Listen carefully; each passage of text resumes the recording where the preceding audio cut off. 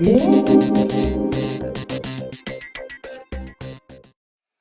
Internet, today I present to you another episode 5, and we're gonna talk about battery charges and actually mileage on Model 3 and Model S. I also highly recommend you to watch the previous episodes as well. If you didn't see them for some reason, I'm gonna put links in the description down below, so you will be able to access those and actually do a catch-up on the episodes and the series of Tesla Life. Alright, as for any electric car, the most important question everybody asks is the distance and the battery. So how much distance you can drive on the car, how long, and also what is the battery power and which will drive the car, how fast it can accelerate, and so on. So, not a secret that Model S is using stage 1 and stage 2 lithium-ion batteries, and basically the difference on the stage with Tesla, each time they reduce the amount of cobalt in the battery and optimize the performance on the battery in terms of the chemistry.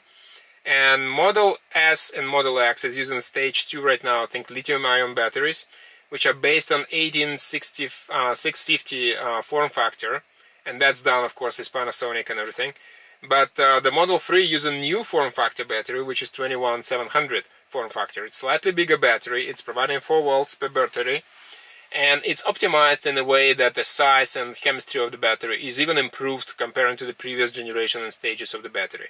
The other big side, which is very good option, is that battery pack right now includes all the electronics controlling the battery inside the battery pack, and taking the warranty of 8 years for the battery pack itself, you actually getting more battery warranty and more convenience to actually, if something happens to your battery, to replace the whole thing for free if you're still within the warranty limits.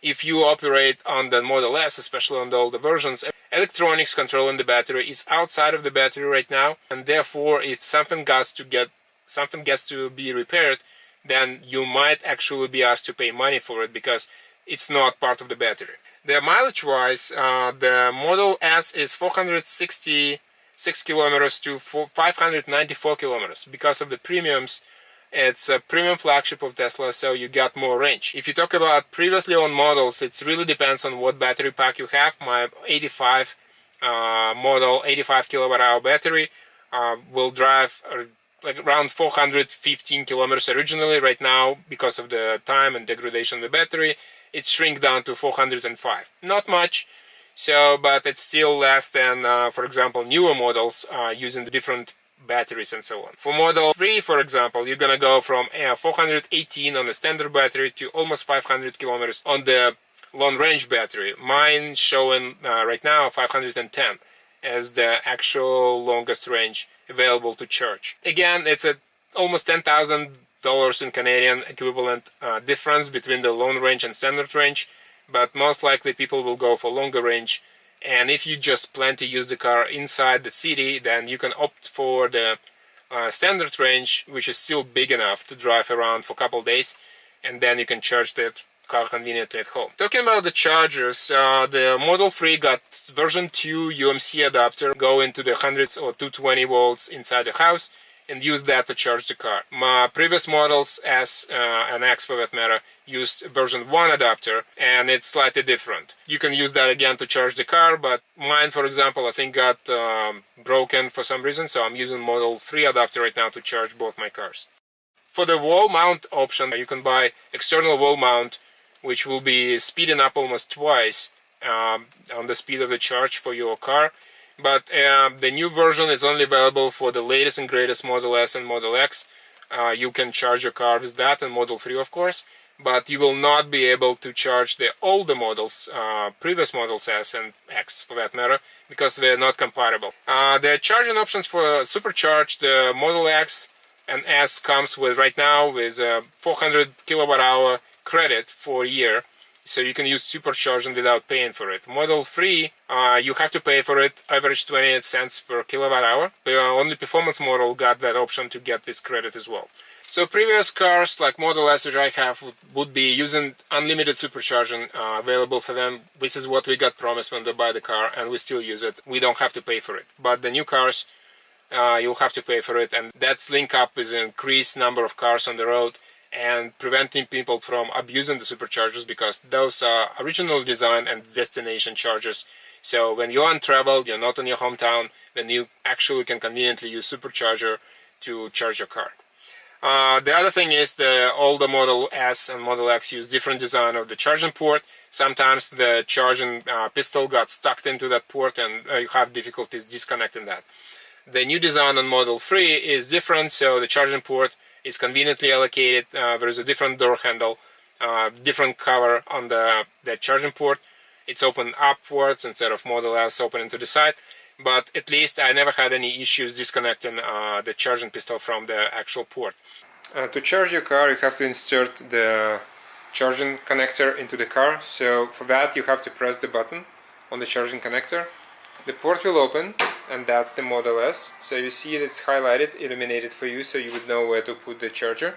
Once you connect it, it's gonna get blue, meaning it's connected, and the car is in standby. As soon as you got connection going, and you start charging, this ring will be green and it start blinking green. That would mean that the charging started, and after some time it will completely shut off this light, so it will not attract any attention.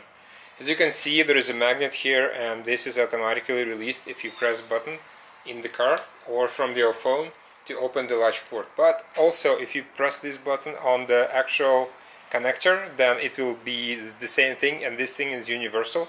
So any charging station you will go with Tesla, you press on this button, the charging port will open. And you will see from here, from inside, that it's saying that the charging is scheduled. So I have it scheduled right now, start at 9:30. But if I actually turn it off or press start charging over here, it will go and start charging. Start charging now instead. Yes. So what you will see is that the charging kilometers and amperage will go up, and if you got 220 connector, then you can come up all the way up to like 35 kilometers in 1 hour charging rate, which is more than enough to charge the car overnight. If you leave it overnight, you will be able to charge it to 100% while you sleep, and then you come up in the morning, the car will be fully charged and ready for you to go. Here's the interface of Model 3. All you have to do is just press over here, it will show up the same interface as we saw on the Model S, and the thing is actually the same. Here's the open charging port. If I click that, the cover will open up, and then the charging port will be accessible so you can charge the car. You also got set limits, so this can be automatic. Tesla is not recommending to charge the battery to 100%. Same as on any Tesla car, you can actually lower it down a bit. For the daily trip, you have an interval over here, and if you go to long distance and you know you're not gonna have charging for stations available for you for a long time, then you can actually charge it to the max. But again, Tesla does not recommend that. You also actually on Model 3, you got the last charging, the total charge here. You can actually go to the Tesla account and see all the charges you've done, and you will see the money you paid for actual charge when you supercharge Model 3. So I'm gonna get the schedule again active, so that's gonna start at 8 p.m. when the rate is low for the electricity and the car will be charged. But right now I don't have to charge it, it's pretty much charged to the level I need. When the charging is done, you can actually press over here on the button again. The ring become white, and that is a signal for you that you can disconnect the cable and close this latch. Right, you will hear click, that means the latch will automatically locked. And for the long distance travel, if you navigate, for example, I'm gonna get Montreal here, and I'm gonna check that, Montreal QC. It will go and drive you through the different supercharging network, so it will let you know when you have to start. It automatically will create a route through the supercharging stations over here, and then it will list it up where you have to stop for how long before you can continue the trip. So there is no problem going on long distances as long as there is a destination charger available or there is a supercharger available, and the car will automatically plot the route to that destination through the supercharging network, so you will not have any problems with the charging the car. While going to superchargers, you can always click on this icon over here to get any information about the charger. It will tell you info about amenities, how many stalls are available, and so on. So that's basically the summary of battery and distance. From the battery side, the major convenience right now that the new Model 3 got new design battery, last longer and get less degraded on the capacity over time.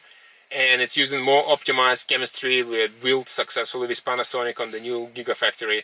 And I just hope that going forward, battery design will improve and get more charge and gets charging faster, and at the same time providing more mileage for the car. Okay, so that's it for this episode about batteries and mileage. If you don't like this video, you know what to do. But if you do like it, please subscribe, give us a thumbs up, and share this video with your friends, as well as the rest of the episodes of the series. So I will highly appreciate it. Also, if you're in the market for getting a new Tesla car, please consider using my referral code, which I'm going to also put in the description down below, so you actually get some bonus on that as well. In the next episode, we're going to talk about controls inside Model S and Model 3. So make sure you're subscribed and you got notification ring clicked as well, so you will be notified when the next video will be available for you to watch. Again, thanks for staying with me till the end. Until next technical review, peace. We'll see you.